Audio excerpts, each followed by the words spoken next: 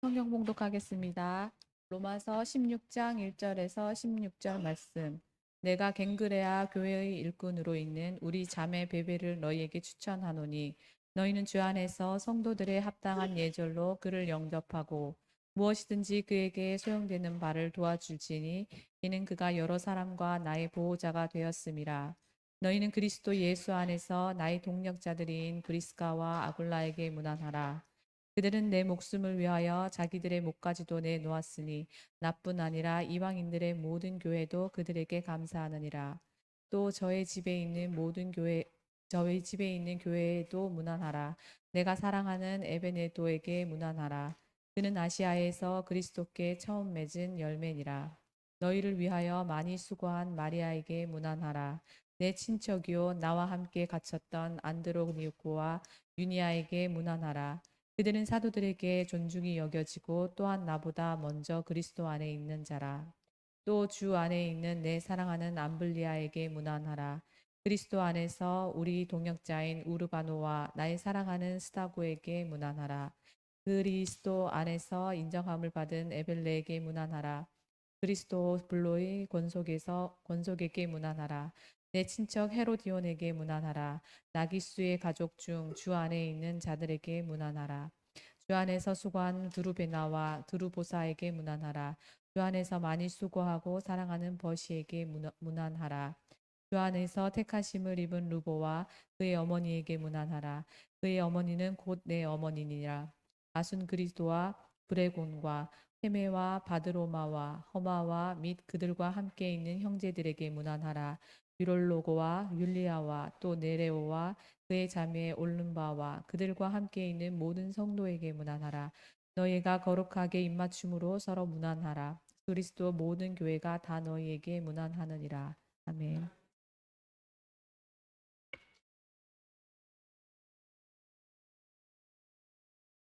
할렐루야. 예, 우리 찬양을 들으면서 사람이 있고 무대만 있으면 얼마든지 아름다운 찬양을 할 수 있다는 생각이 들었습니다. 하나님께서 크게 영광 받으시기를 바랍니다. 예, 오늘 진정한 성공 이런 제목으로 말씀을 나누려고 합니다.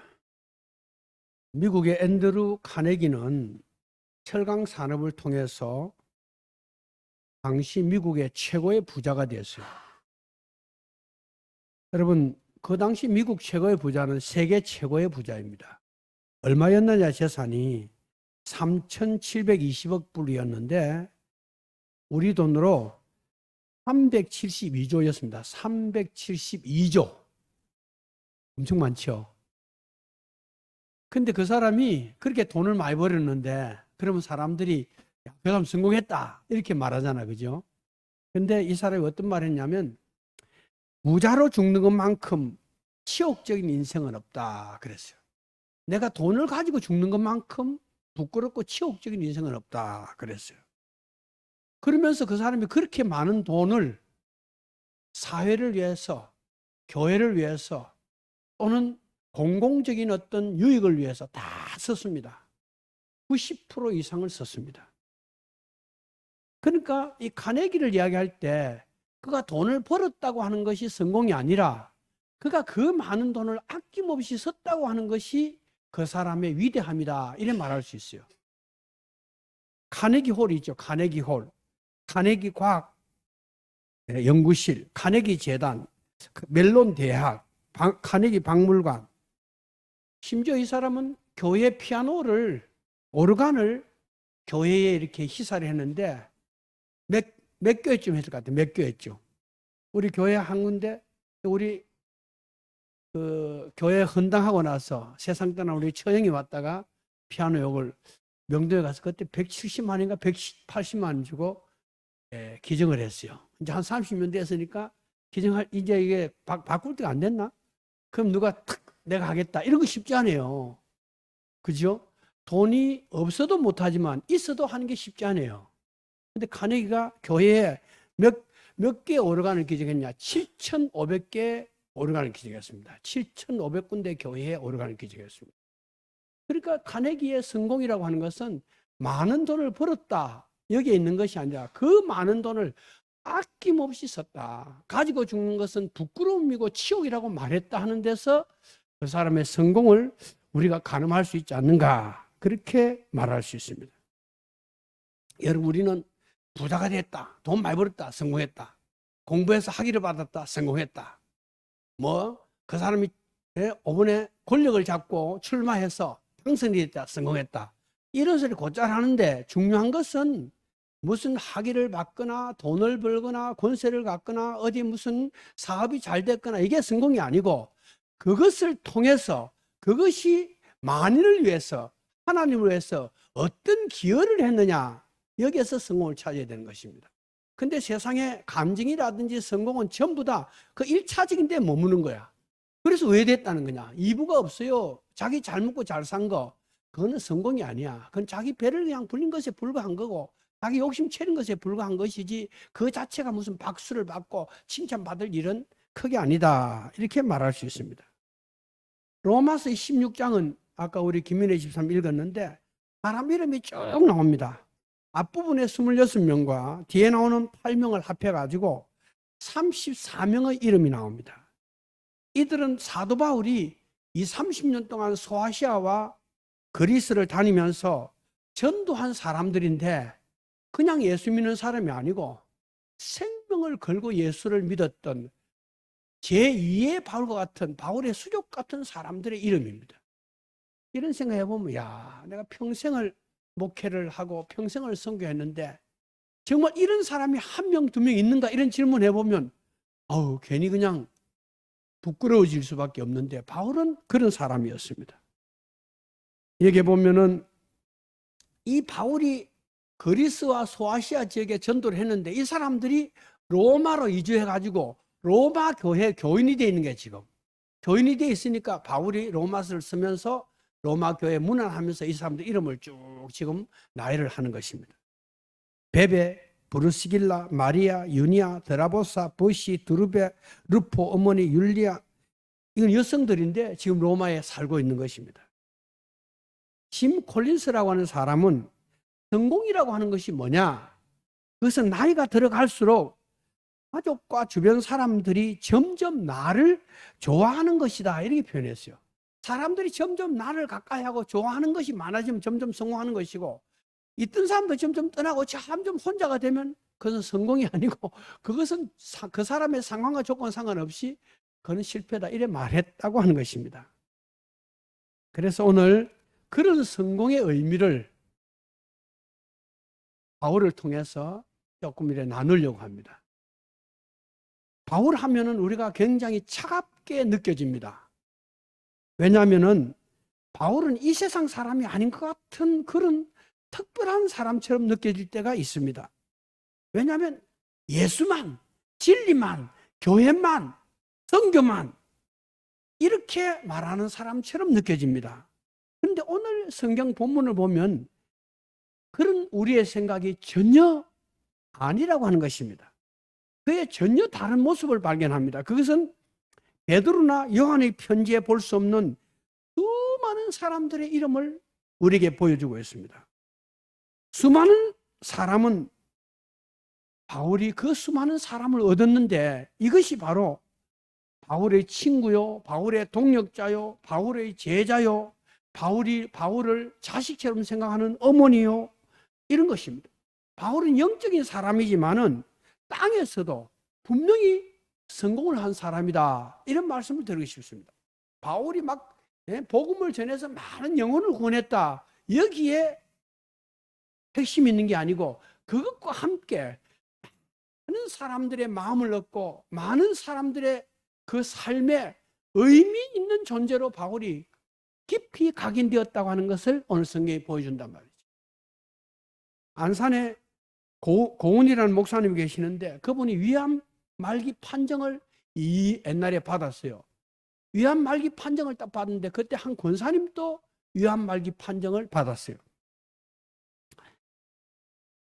그리고 수술을 받을 수 없는 형편이었어요. 왜? 말기니까. 그런데 이 권사님이 교회로 달려와서 삼손의 기도를 하나님께 드리는 것입니다. 하나님, 나도 말기암이고 우리 목사님도 말기암인데 목사님의 암덩어리 모두 나에게 주십시오. 그리고 하나님 내 생명을 취하시고 목사님의 생명을 연장해 주시기 원합니다 하고 이 권사님이 눈물의 기도를 드리는 것입니다. 그리고 몇 개월 후에 이 권사님이 세상을 떠나고 하나님 앞으로 갔어요. 목사님이 그 권사님의 삼손의 기도를 듣고 난 다음에 하늘나라로 가게 해달라는 기도를 중단하고 말기암에서 진짜 해방이 되어서 복음을 전하는 사람이 되었습니다. 그래서 그는 삼손의 기도를 드리면서 자기를 위해서 기도하고 세상을 떠난 그 권사님과 교인들에게 은혜를 갚고 싶은 마음을 가지고 자기는 지금까지 목회를 하며 살아왔다, 이렇게 말하는 것입니다. 여러분, 이렇게 사람을 얻는다든지 사람의 마음을 얻어야 성공이 된다는 것입니다. 본문 중에 이런 내용이 있습니다. 저희는 내 목숨을 위하여 자기 목이라도 내어놓았나니. 아니, 바울을 위해서 목을 내놓은 사람이 있었어요. 이건 참 쉬운 문제가 아니죠. 우리는 때로 외롭고 고독하고 쓸쓸하고 허무한 것을 느끼는 사람들을 만날 수가 있습니다. 겉으로 보면 굉장히 잘났는데 내가 그래, 목사님 삶이 너무 허무해요, 그러더라고요. 저는 나의 어머니야, 저는 나의 동력자라, 저는 나를 위해서 목을 내어놓았다, 이렇게 소개할 수 있는 사람이 있다고 한다면 외로움, 고독, 슬슬 허무함이라고 하는 그런 단어가 들어올 길이 없는 것입니다. 여러분, 이 사람 저 사람 아는 사람은 많지만 진정한 의미에서 친구요, 동지요, 정말 내 인생의 동반자라고 하는 그런 가까운 사람을 바울처럼 이렇게 많이 가진 사람이 있을까요? 없을 것입니다. 여러분들이 만약 누구에게 편지를 쓴다고 하면은, 또 누구에게 사람을 소개한다고 한다면 그 사람은 나를 낳지는 않았지만은 내 어머니보다도 더 나를 아끼고 사랑하는 사람입니다. 그 사람은 나 인생의 동력자요, 동지요, 동반자입니다. 그 사람은 아마 내가 죽을 일을 당하면 자기가 대신 죽겠다고 할 수 있는 사람입니다. 이렇게 소개할 사람이 있다고 한다면 이건 성공입니다. 그러나 대부분의 사람들은 열심히 하나님 믿고 돈도 벌고 애를 쓰고 살지만은 사람을 거의 얻지 못하고 살아가고 있습니다. 또 그렇게 섬길 만한 사람을 선택도 하지 않고 만나지도 않고 살아가고 있습니다. 특별히 이런 것은 그냥 두고 수십 년을 우리 가까이 하고 사는 가족, 식구들, 또 주일마다 만나는 성도들 간에도 그냥 안녕하세요, 오늘 날씨 좋습니다, 요즘 얼굴이 좋아졌네요, 이렇게 아주 입술의 언어, 여러분 언어는 입술의 언어가 있고 머리의 언어가 있고 가슴의 언어가 있고 영혼의 언어가 있습니다. 상담하기에 있어서. 근데 입술의 언어, 날씨 좋다, 아무 에너지가 없는 그런 언어를 바라면서 깊이 없이 살아가는 것이 우리들이 아닌가. 그러면서 나는 왜 내가 혼자지, 자식들은 다 떠나고 자기 살기 바쁘고 나는 왜 혼자지, 하나님은 멀리 계시는 것 같고 만나서 뭐 이야기하고 차는 마시지만 항상 머나먼 당신이고. 여러분, 이런 현실을 살면서도 나는 신앙이 좋고 나는 건강하고 나는 복을 많이 받고 사랑 많이 받은 사람이다, 이래 생각하는 것은 착각입니다. 그건 좀 생각해 볼 문제입니다. 여러분, 나는 잘하려고 하는데 주변 사람들이 내 가치를 모르니까 그렇지, 나는 바울만큼은 못하지만 그래도 나는 좋은 아주 훌륭한 사람인데 정신같이 눈에 뭐가 씌어가지고 내 주변에 나를 알아보는 사람이 없어서 내가 고독하고 외롭게 사는 것이다, 이렇게 여러분 변명할 수가 없어요. 이래 보면 성공이라고 하는 그 말 속에 담겨 있는 것은 바로 사람, 그렇다는 것입니다. 2006년 1월에 33살 젊은 청년의 장례식이 있었어요. 33살 젊은이가 장례식 죽었단 말이죠. 근데 그 자리에 문상객들이, 조문객이 얼마나 왔느냐? 얼마쯤 왔을 것 같아요? 4,000명이 왔어요. 4,000명. 결혼도 하지 않는 젊은 청년의 장례식에 조문객이 4,000명이 왔습니다. 이 사람은 안수연이라고 하는 군의관인데 영락교회 청년이었습니다. 33살에 유행설 출혈혈에 걸려서 사망했습니다. 그 4,000명 조문객은 의사, 간호사, 병원 직원, 선후배, 도인, 목회자, 군인, 병원에 청소하는 사람, 식당 아줌마, 병원 앞에서 구두 닦는 사람, 이런 사람들이 많이 몰려온 거예요. 아니, 나이도 젊고 결혼도 안 했는데 그 사람이 어떤 영향을 끼치게 이렇게 많은 사람들이 왔는가 하는 것입니다. 그런데 그 사람들이 뭐라 그러냐면, 안수연 청년은 바로 예수님을 닮은 사람이다. 예수의 흔적을 지닌 사람이다. 내가 저 사람 만나보면 예수님이 생각나게 하는 사람이다. 이렇게 하나같이 말했습니다.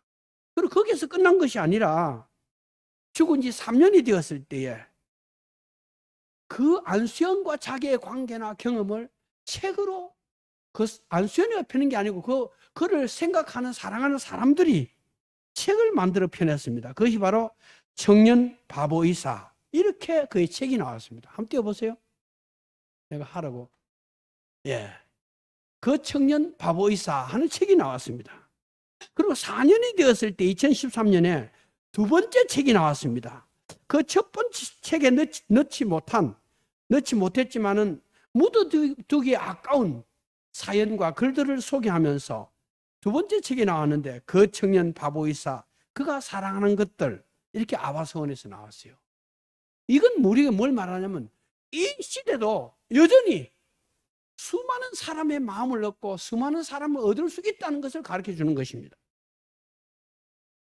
여러분, 그 부모 안봉순 장로와 한효순 권사는 시간이 흘러가면서 처음에는 우리 그 아들이 하고 막 가슴 아파가 이러는데, 시간이 흘러가면서 어떤 생각을 했냐면은, 하나님을 사랑하는 자, 곧 그 뜻대로 부르심을 입은 자들에게는 모든 것이 합력하여 선을 이룬다고 하는 로마서 말씀을 이해했습니다. 그래서 아버지 안 장로는 아들이 컴퓨터에 남긴 글을 읽기 위해서 컴퓨터를 아들 죽고 난 다음 배우기 시작했습니다. 그래가지고 그 바쁘게 살면서 걔가 무슨 글을 썼을까 생각하면서 컴퓨터 공부를 해서 아들이 쓴 글을 컴퓨터를 통해서 찾아보니까 읽을 때마다 눈물이 나는 거예요. 내 아들이 나보다 신앙이 더 좋구나. 내 아이가 신앙이 더 좋구나. 내가 아들만큼 하나님을 가까이 못했구나. 이래 고백을 하는 것입니다. 그러면서 우리 수연이가 책을 통해서도 하늘나라에서 지금도 하나님 일을 하고 있구나. 하나님 사역을 하고 있구나. 예수를 할 때 의대 진학 시험을 앞에 두고 시험 전날 예배에 빠진다는 생각을 하지 못하고, 의사생활 할 때도 주의를 지키기 위해서 다른 사람 야간 당직 혼자 다 쓰고 주의를 꼭 지켰던 청년이라고 그렇게 말하고 있습니다. 여러분, 우리는 이런 이야기를 하면 그 사람이 특별한 사람이다 이렇게 생각하는데, 우리처럼 똑같이 세끼 밥 먹고 예수 믿는 사람이에요. 우리가 꼭 그렇게 될 수는 없지만은, 그런 이야기 들으면 우리는 좀 비슷하게라도 되어야 되는데 우리는 어떤가, 이런 질문을 하게 되는 것입니다. 여러분, 벌이 웅웅거리고 나비가 홀로 날아다니는 것은 꽃에 꿀을 얻기 위해서 그렇습니다. 여러분, 꽃은 꿀이 많은 꿀을 가지고 있습니다. 그러나 꽃이 화려하고 이뻐 보여도 꿀이 없는 꽃은 벌이나 나비가 가지 않습니다.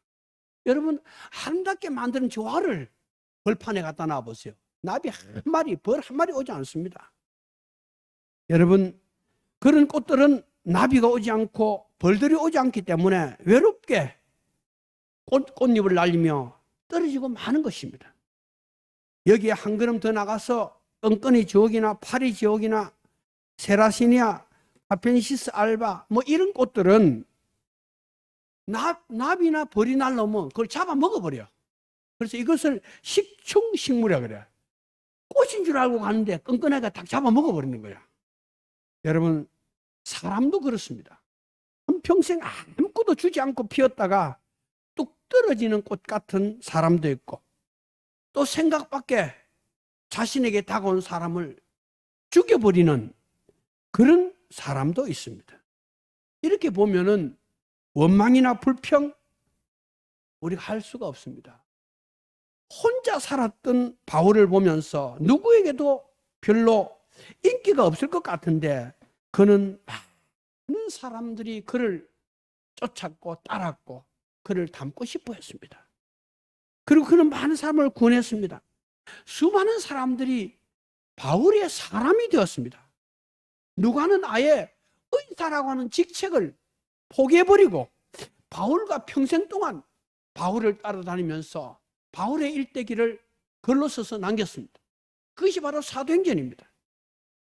데살로니가의 청년 아리스다고는 바울을 만난 후에 바울의 제자가 되어서 바울이 판결을 받아가지고 재판받기 위해서 로마로 행선할 때 총독에게 허가를 받고 그 죄수선에 몸을 싣고 바울과 함께 감옥까지 간 청년이 아리스다고입니다. 이렇게 보면은 야, 진짜 바울은 영적인 면에 있어서 선생일 뿐만 아니라 정말 인간에게 있어서 성공한 사람이다. 그렇게 말할 수 있습니다. 어머니가 있었고 동지가 있었고 그리고 아들같이 여기는 젊은이들이 있었습니다. 수많은 사람들의 마음을 얻고 사랑을 받았습니다. 이런 성공한 사람 진짜 성공이 아니겠습니까? 여러분, 홀로 독야청청하면서 인생을 살면서 세월을 다 보내버린 사람이 있다면 나는 이제부터 향기가 있고 꿀이 있고 손해를 보고 나는 사람들에게 기쁨을 줄 수 있는 사람이 요만큼이나 되어봐야 되겠다. 이런 결심을 해야 되지 않겠어요? 할렐루야. 내가 이렇게 가만히 살아보니까 인생에 있어 큰 숙제나 문제는 밖에 있는 게 아니야. 나 자신이야, 나 자신. 이게 내가 어제 가만히 생각해 보면 과연 이게 뭔가 하면서 내 자신을 통찰하는 시간을 가져보면은 인간이라고 하는 게 진짜 예수님 아니면 이게 뭐 진짜 뭐가 되겠어요? 얼마나 자기중심적이고 이기적이고 순간순간 자의식의 확장이라든지 자기 어떤 이런 것에 깊이 연연해하는 존재가 우리 자신들 아닙니까? 나는 분위기를 살리는 사람이 되고 나는 사람들에게 향기를 주는 사람이 되고 내가 있음으로써 다른 사람의 마음에 위로와 안정이 되고 기쁨이 되는 이런 신자가 되고 이런 사람이 되겠다. 이런 이야기입니다. 이게 진짜 성공입니다. 여러분, 우리는 양입니다. 양이라고 하는 것은 혼자 있으면 위험합니다. 양은 반드시 함께 있어야 하고 어울려 있어야 됩니다. 귀신 든 사람의 특징이 뭐냐? 사람을 피하고 공간을 피하고 혼자 막 움츠러드는 거예요. 누가 가까이 가면 막 싫어하는 거예요. 예수님은 만인의 친구였습니다. 하늘의 왕자 하나님의 아들이 귀신 들린 사람, 창녀, 세금 받는 사람, 가슴에 칼을 품고 다니는 열혈당은 이런 사람들의 친구가 예수님이 됐다는 거예요. 이게 우리는 끔찍해가지고 아이고 나는 저런 사람 감당 안 돼 이러고 있는데 주님은 그랬다. 바울이 그랬다는 거예요. 그 뒤를 따르는 우리도 그만큼 못해도 그런 기본적인 자세와 중심을 가지고 우리의 삶을 경주해야 되지 않나 이런 것입니다.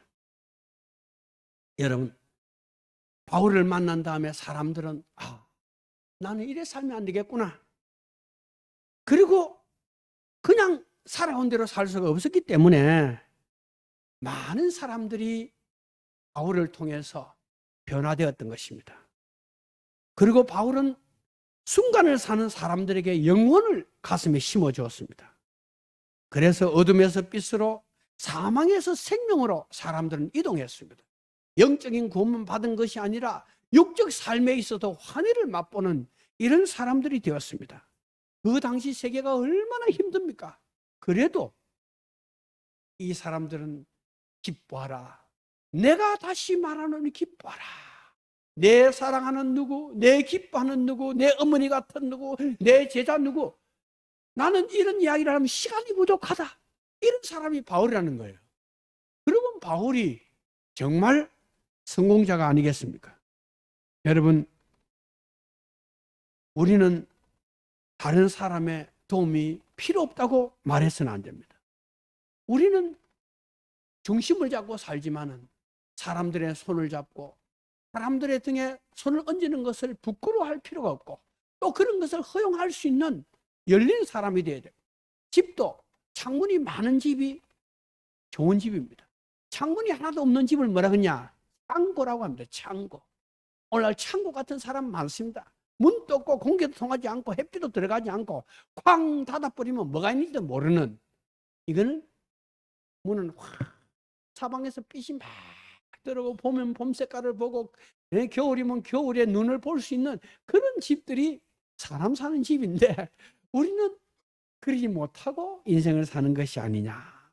여러분, 잠깐 살다가 오래 끝나는데 야, 가을이다. 야, 새들이 온다. 우리 왜 됐다는 거냐? 그게 내 귀에 들렸다는 것은 나에게 무슨 느낌을 주려고 하는 하나님의 섭리 하나인데 아무 느낌이 없이 콘크리트 속에 들어갔다 나갔다 캄캄하게 예수님 믿어 구원은 받을지 모르지만은 삶의 기쁨이나 행복이나 느낌을 상실하고 살아가는 것이 우리들이 아닌가, 이런 생각을 해보면 야, 이거 하나님 원하는 삶이 아닌데, 이런 생각이 들지 않습니까? 저는 제 인생에서 요즘이 가장 좋습니다. 요즘은 가만히 생각하면 이거 굉장히 행복해지는 거예요. 행복해. 그래서 뭐 돈이 엄청 생기는 것도 아니고 누가 뭐 특별히 뭐 내인데 뭐 선물하는 것도 아니야. 그러니까 사는 것은 뭐 그래. 근데도 가만히 생각하면 주님을 생각하고 내 존재를 생각하면 진짜 이게 감사하고 행복한 거야. 야, 내가 이 험한 세상을, 저 어려운 고비들을 어떻게 건너왔나. 이거 하나님의 손길이 아니면 어떻게 설명하겠어요? 여러분, 야, 그 사람 독립심이 강하고 지독하게 아주 단단하고 누구의 어떤 거 필요하지 않고 잘 살고, 별로 좋은 거 아닙니다. 여러분, 좀 허물허물한 게 좋습니다. 허물허물한 거 따라해 보세요. 허물허물한 게 좋다. 여러분, 속에 우리가 쓰는 이 오장육부가 딱딱해지면 죽습니다.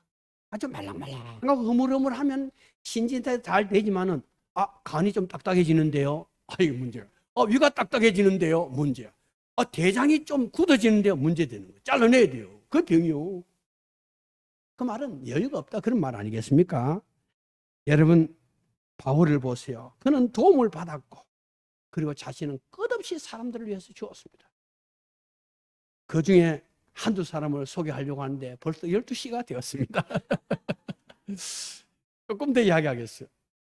오늘 성경에 나오는 이름은 바울이 얻은 아름다운 사람들입니다. 나의 보호자, 나의 동역자, 처음 익은 열매, 나와 함께 감옥에 간 사람, 내 어머니 주 안에서 많이 수고한 자, 그리고 온 교회 식주인 가이오, 이런 말 나와요.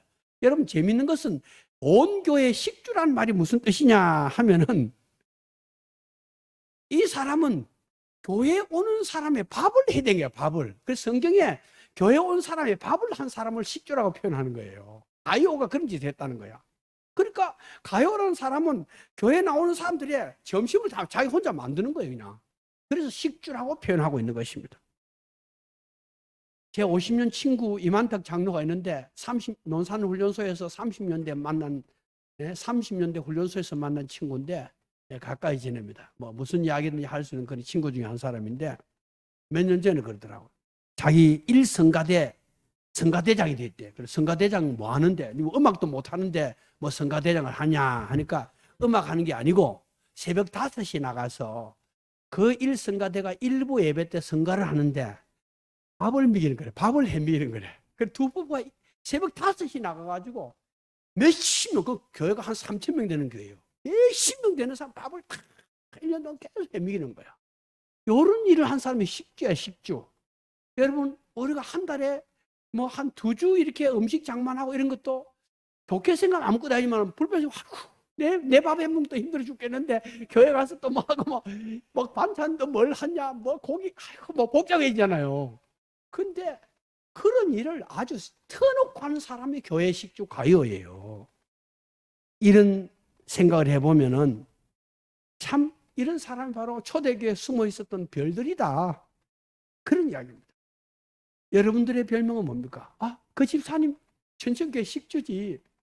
선교사나 외부사람 보면 그분 알기만 하면 반드시 닭갈비나 아니면 막국수를 대접하지. 이런 집사님이나 장로님이나 또 성도님들 돼야 됩니다. 할렐루야.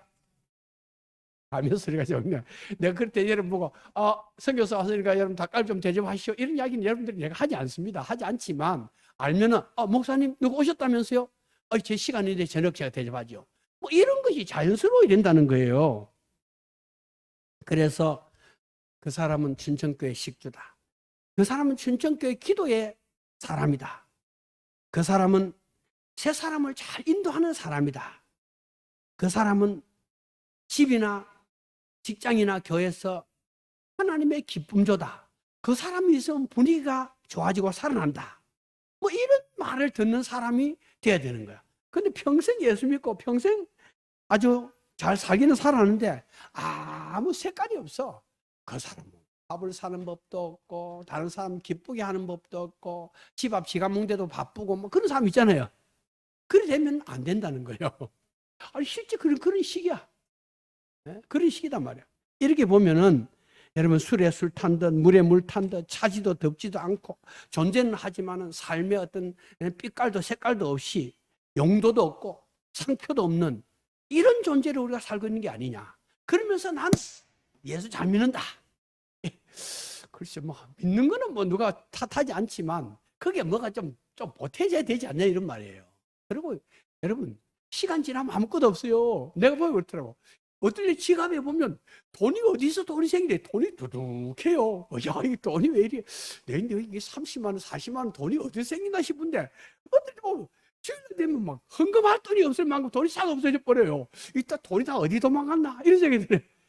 있을 때 써야 되는 거 있을 때 좋은 일을 써야 돼요. 쓰고 나면 그건 남지만 안 쓰면 어디 간지 다 없어요 나중에는. 그렇지 않겠어요? 근데 우리는 가만히 웅켜쥐고 있으면 남는 줄 생각하는데 천만의 말씀입니다. 안 남습니다. 여러분 오늘 우리가 인생을 90년, 100년 혹은 80년 이래 인생을 살아도 그 사람의 인생의 사연들이 다 기억되거나 기록되지 않습니다.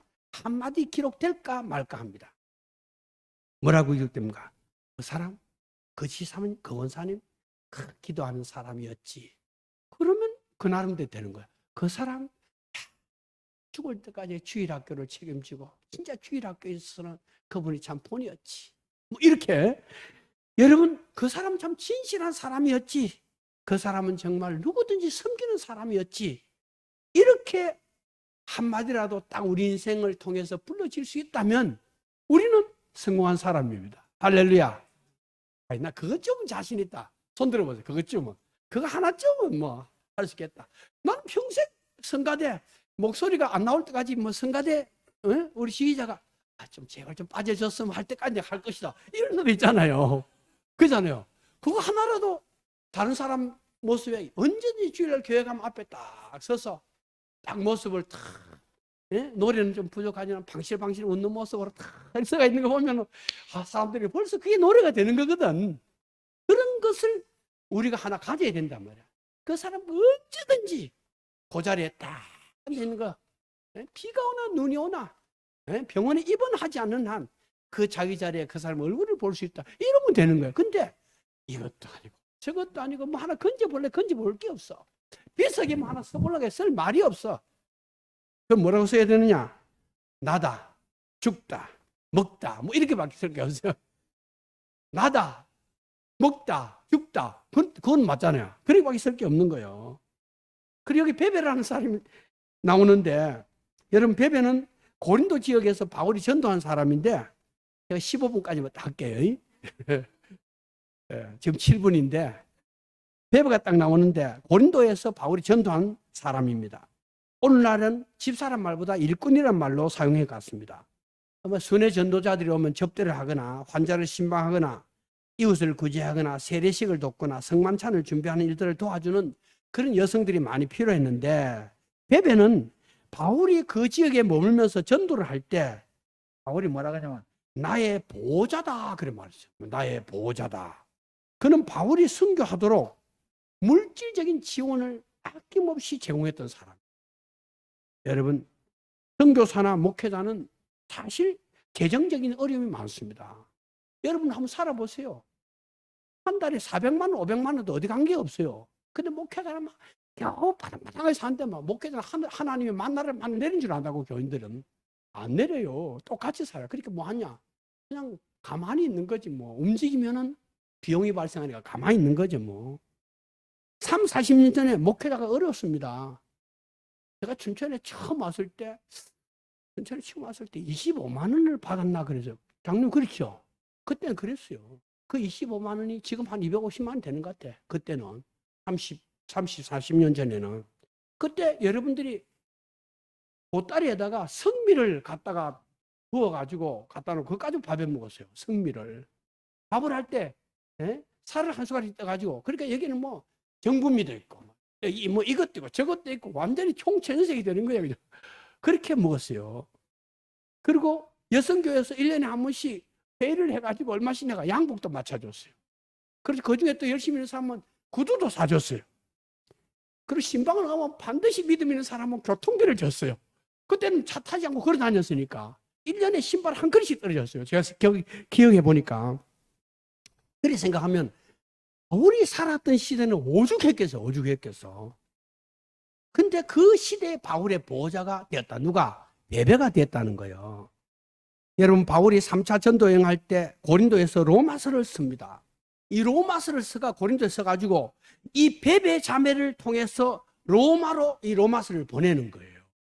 근데 고린도에서 로마로 직선거리가 1,400km입니다. 부산에서 서울 가는 그 세봉보다 더 멀어요. 근데 그때 무슨 교통편이 있습니까? 전혀요. 몇 달 걸리는 겁니다. 한번 강도 만나면 죽습니다. 그것을 이 여성에게 맡겼어. 그 여성이 바울의 로마서를 짊어지고 로마로 간 거야. 그러니까 바울이 로마서에 베베가 가거든. 잘해야 된다. 잘해줘야 된다. 바울이 그런 말을 할 수밖에 없는 거예요. 제가 1월 달에 한 3주간 네팔하고 인도 나갈랜드를 가려고 딱 계획을 잡았는데 나갈랜드는 여러분 인도에서 아주 작은 주인데 200만밖에 안 되는 주인데 90%가 기독교인인 주예요. 꼭 한번 가보시고 가려고 했는데 19시간이 걸린대요. 19시간이. 같이 갈 사람 한 4명 좀 정해놨는데 19시간 걸린다니까 다들 뭐 말을 못하고 뭐 찌우죠. 그래서 망가기로 했습니다. 비용은 얼마 드냐? 비용이 240만 원 든대요. 야, 지금도 그러는데 그 시대에 로마까지 이 베베 자매가 짊어지고 우리 양 집사님 믿음 좋지만은 만약 제가 뭘 부탁해가지고 여기서 뭐 어디 막 한 석 달 걸리는데 뭐 신부하면 목사님 이게 어떻게 된 거 아닙니까? 대빨리 그럴 수 있어요. 그랬다는 거예요. 그러니까 이 베베를 바울이 탁 높이 하면서 성경의 이름 딱 16장 첫 머리에 기록하고 있는 것을 우리가 알 수가 있는 것입니다. 여러분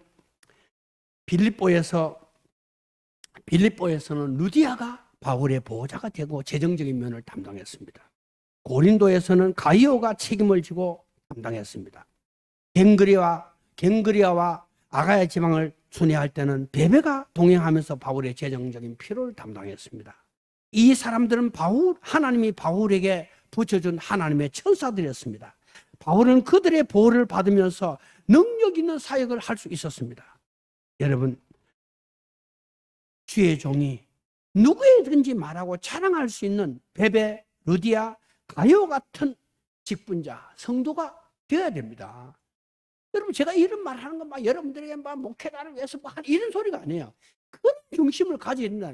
목회자가, 한 목사가 춘천 그리스도의 역사를 딱 남길 때 장로하면 누구 이름 딱 쓰면 이 장로님은 어떤 사람은 그 이름만 딱 쓰고 다른 사람 다 이름 있는 사람이 돼야 된다는 거예요. 권사님도 그렇고 지사님도 그렇고 안 그렇습니까? 아멘. 왜 가만히 있어요? 그건 여러분, 이게 성공이 뭐 다른 게 성공이 아니에요. 우리 지금 이제 돈 벌어가 재벌되게 걸렀고, 공부해가지고 하기 때문에 걸러서 있는 사람들은, 뭐 이렇게 젊은 사람들은 모르지만은, 이제는 우리는 내용적인 면에서 성공을 해야 된다. 그런 이야기예요. 여러분, 여기 또 브루스길라와 아굴라라고 하는 부부가 나오는데요.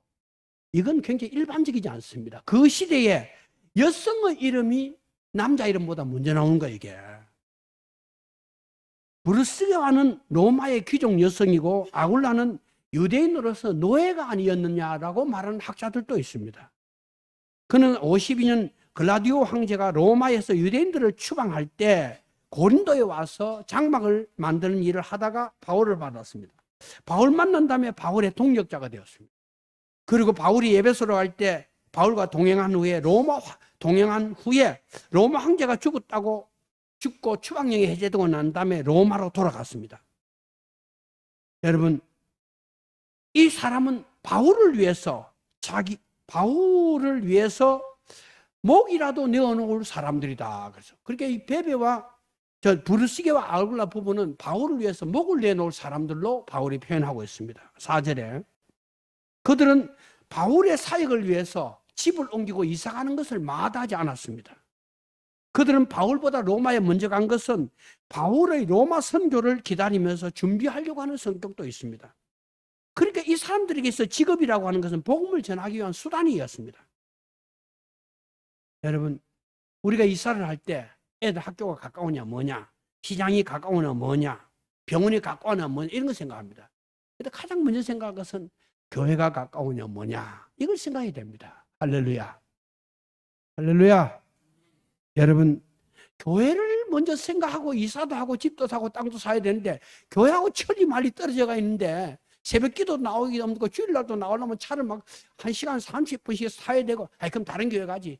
뭐 마음대로 하세요. 그거야. 뭐 그게 어떡하겠어. 다른 교회 가면 되지. 그러나 우리가 우리 삶에 있어서 뭔가 좀 딱 중심을 가지고 우리 삶을 살아야 되지 않나, 이런 생각을 할 수 있습니다.